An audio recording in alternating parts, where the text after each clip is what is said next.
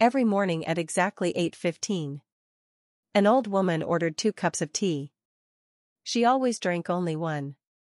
The cafe owner finally asked, "Why do you waste the second cup?" The woman smiled.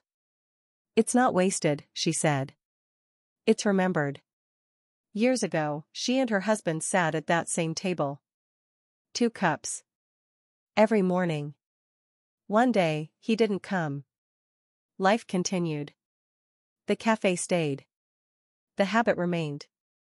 One rainy morning, the owner placed 2 cups as usual. This time, the woman slid the second cup across the table. A tired young man sat there, shivering. "Warm yourself," she said. The boy smiled. For the first time, she finished both cups. Because love doesn't disappear. It changes hands.